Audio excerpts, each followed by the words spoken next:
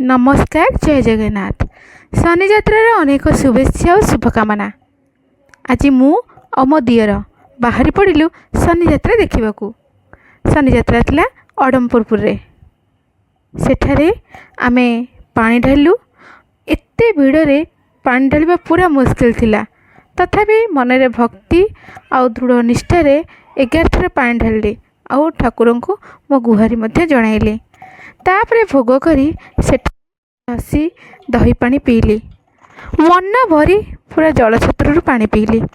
तापरे आमे आइसक्रीम आउ लस्सी पाखे अन्न प्रसाद मध्य मिलुथिला।